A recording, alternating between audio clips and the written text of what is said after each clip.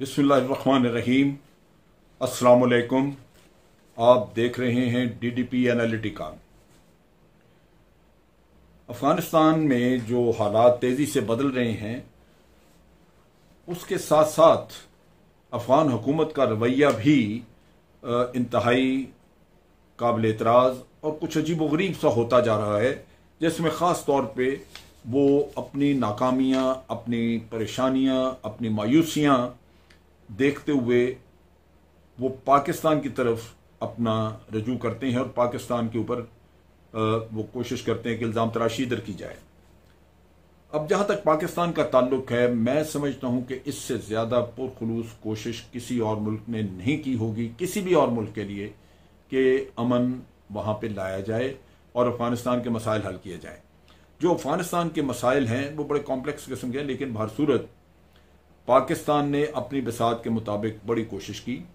पुरानी बात आप कर सकते हैं कि जब मुजाहिदीन का मसला था उस वक्त सुलह सफाई कराने के लिए हमने कोशिशें की, लेकिन जब नहीं हुई तो फिर किसी न किसी साइड को हमने सपोर्ट किया। लेकिन अब ऐसी सूरत नहीं। हमने भी एक सबक सीखा कि अफगानिस्तान में अमन तभी रह सकता है अगर तमाम जितने भी स्टेक होल्डर्स हैं अफगानिस्तान के, वो मिलकर कुछ फैसला कर लें, और बाहर से अगर कोई भी उनके ऊपर कोई फैसला मुसल्लत करने की कोशिश करेगा तो वो कामयाब नहीं होगा।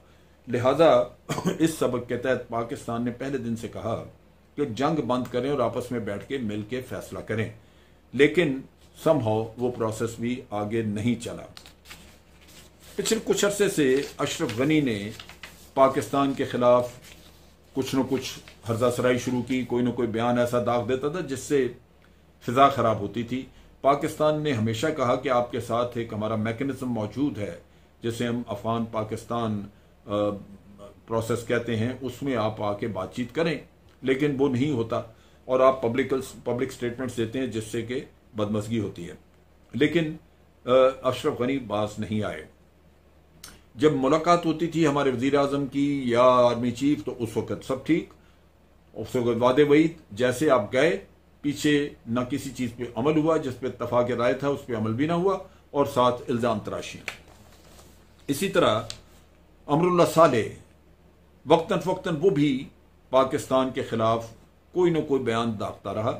अमरुल्लाह सालेह आपको याद होगा कि किसी वक्त में ये एक फाइटर था, ये पंजशीर में पैदा हुआ, पंजशीरी है ये, और अहमद शाह मसूद के साथ था। अहमद शाह मसूद की जो लश्कर था उसका, उसमें ये शामिल रहा।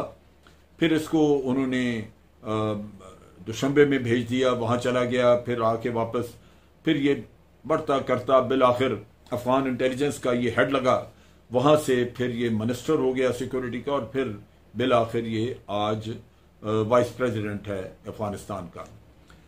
ये शख्स जो है ये पहले दिन से नॉर्दर्न अलायंस के साथ मिलकर काम करता रहा, और नॉर्दर्न अलायंस जिस तरह पाकिस्तान की मुखालफत करती रही, अब्दुल्ला भी बयान देते थे, इसी तरह अमरुल्लाह सालेह भी इस घनौने काम में शामिल रहा।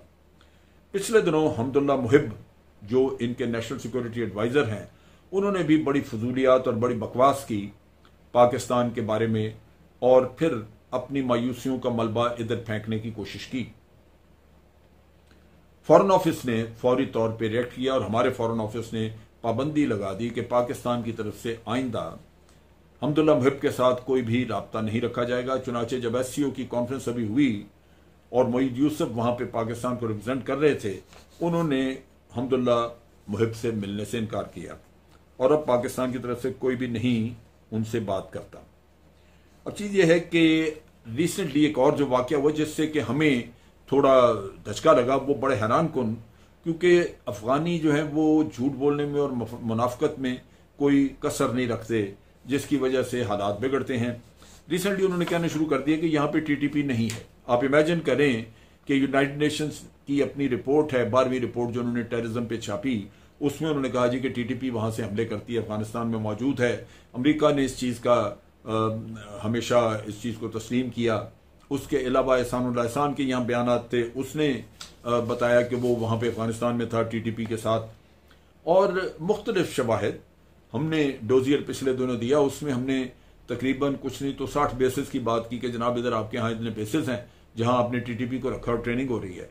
फिर रिपोर्ट आई कि कंधार में इन्होंने टीटीपी के तमाम जितने भी छोटे छोटे स्प्लिंटर ग्रुप से उनको इकट्ठा करके तो वहां उनको मुत्तहद करके एक टीटीपी का स्ट्रॉन्ग किस्म का ग्रुप बनाया, पैसे लगाए, भारत उसमें शामिल था।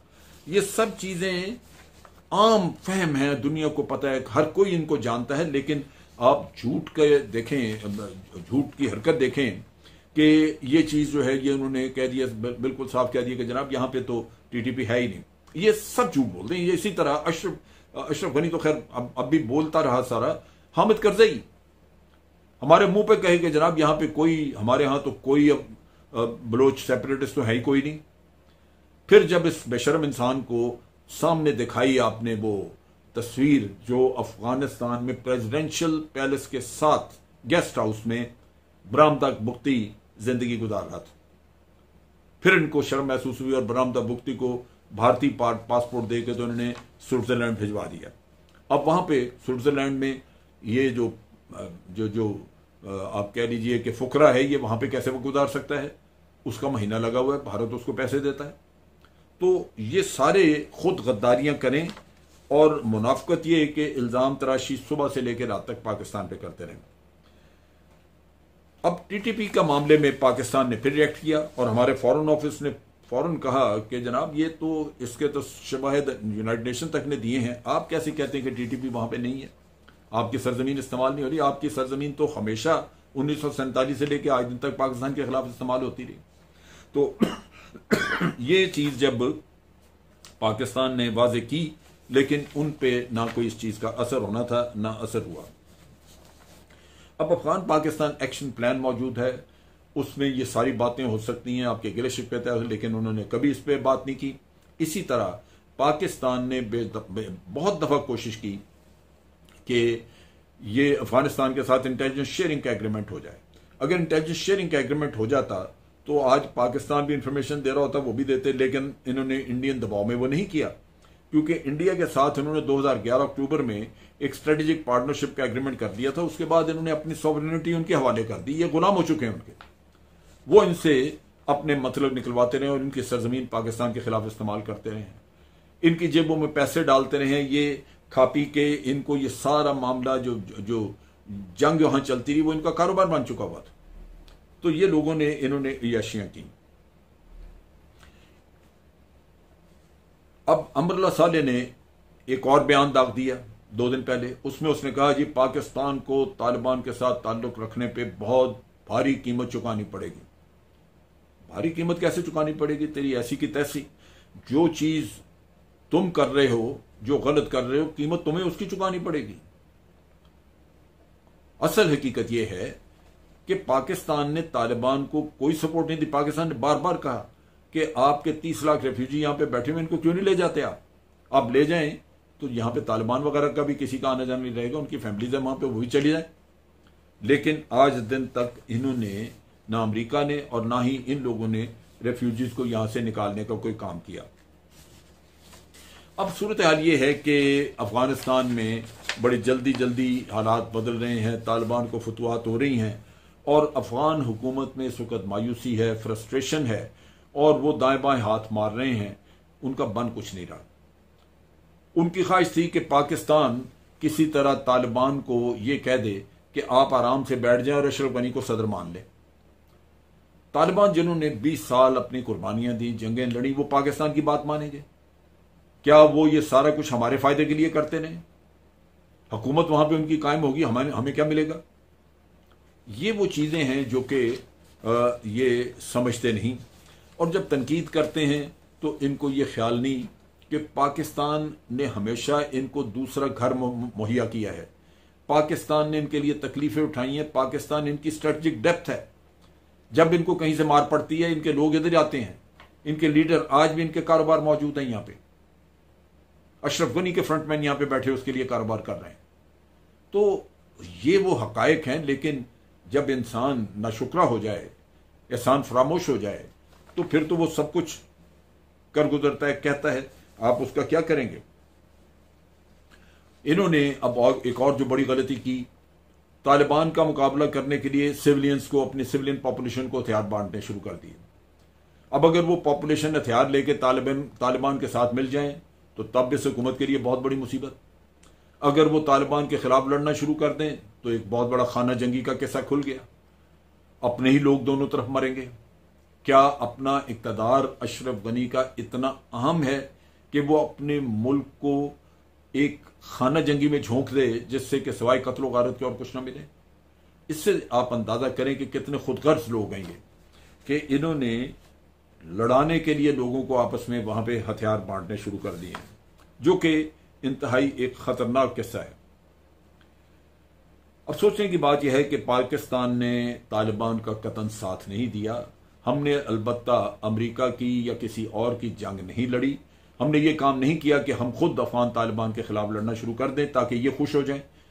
ये तो फिर पता नहीं क्या करते और अमेरिका भी इसी तरह मुंह उठा के चले जाता वापस। तो पाकिस्तान तालिबान के साथ यहां लड़ता रहता, अपने तालिबान के टीटीपी के साथ भी और अफगान तालिबान के साथ। क्या ये अक्लमंदी का तकाजा था? तो पाकिस्तान तो कतन तालिबान के उस ग्रोह से नहीं लड़ेगा जो हमारे साथ नहीं लड़ रहे, और उनका अफगानिस्तान के साथ जो ताल्लुक है वो बातचीत का है। बातचीत ना करे अफगान हुकूमत तो फिर जंग लड़ने वाला मसला तो उनके गले पड़ेगा। अब ये जो सारी सूरत हाल हुई, इसमें जब पाकिस्तान को इल्जाम दे रहे हैं तो मेरे चंद सवालात इनसे हैं कि क्या भारत अब तालिबान के साथ बातचीत कर रहा है, तालिबान से मिल गया है और उसकी कोशिश है कि किसी तरह तालिबान को अपने लिए राजी करे? तो उसने जो अशरफ गनी की हुकूमत को धोखा देके छोड़ा है, ये पाकिस्तान ने भारत को कहा था कि ये करो। पाकिस्तान का तो इसमें कोई लेना देना नहीं है। आपको खुद आपका जिसके लिए आपने 20 साल एक अपने मुल्क को ख्वार करते रहे आप, और पाकिस्तान के अंदर दहशतगर्दी प्रमोट करते रहे भारत के साथ मिलके, आज वही भारत आपको छोड़ रहा है। तो पाकिस्तान ने तो नहीं उसको कहा, उन्होंने अपना मफाद देखा है। उनको नजर आया कि अब अशरफ गनी जो है ये डूबता सूरज है, इसको फेंको, उन्होंने फेंक दिया आपको। इसी तरह अमेरिका यहां से जा रहा है, पाकिस्तान ने तो बहुत कहा कि ना जाओ, यहां अमन करा के जाओ, इन लोगों को हेल्प करके जाओ। तो पाकिस्तान ने क्या अमेरिका को कहा कि यहां से छुट्टी कर जाओ, चले जाओ यहां से? आप क्यों नहीं रोक सके अमेरिका को? इसी तरह अब जो बाइडेन को जाके ये मिले अमेरिका में, उसने लाल झंडी दिखा दी, उसने कहा जी अब हमारा काम कोई नहीं, आप जाने, आपका काम आपके लोगों ने फैसला करना है कि अब आपने अमन कायम कैसे करना है अपने मुल्क में। तो ये क्या पाकिस्तान ने जो बाइडेन को कहा था कि इनको झंडी दिखा दो? ये हकायक हैं।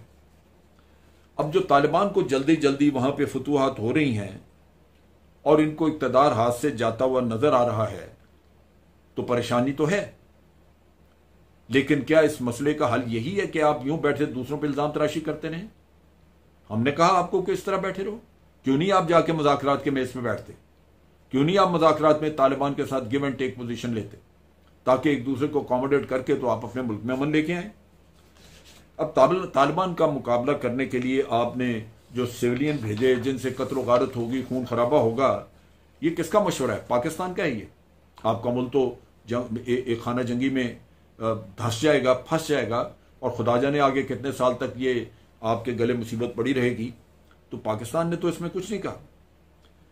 फिर यह है कि अमेरिका अफगानिस्तान को हकीकतन तालिबान के हवाले करके चला गया।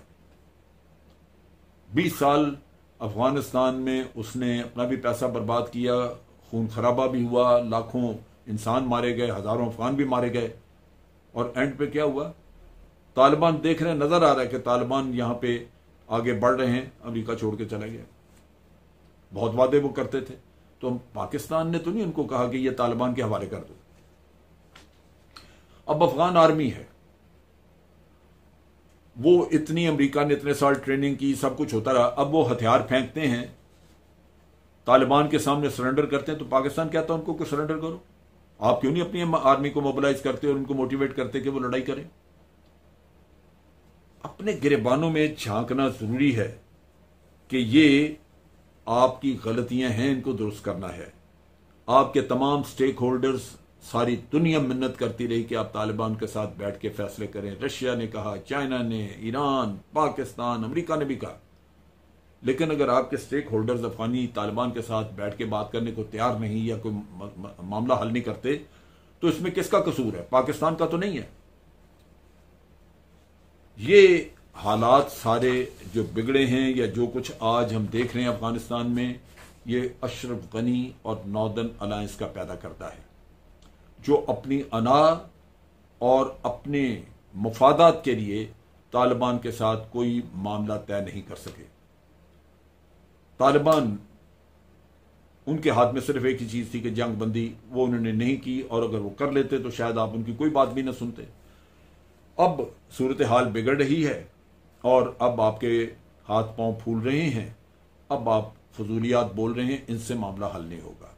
अगर अफगानिस्तान का अमन आपको चाहिए, अगर वो अजीज है, तो आज भी तालिबान को आप इनवाइट करें, उनसे कहें कि जी हम कतर में बैठ के आपसे बातचीत करने के लिए तैयार हैं, एक दूसरे के मुतालबात का हम ख्याल रखेंगे तो मामला शायद हल हो जाए। मैं वाज़ेह तौर पे आज हर तरफ ये पैगाम देना चाहता हूं कि अफगानिस्तान की तबाही के जिम्मेदार अफगान खुद हैं। बाहर से किसी का कुछ नहीं, बाहर से जो जी चाहे कोई करता रहे। अगर आपके अपने अंदर अकल है, अगर आप खुद अपने मुल्क के साथ मुखलिस अमन चाहते हैं, तो आप सारे मामला सीधे कर सकते हैं। आज के लिए इतना ही। अफवाज पाकिस्तान जिंदाबाद, पाकिस्तान पाइंदाबाद।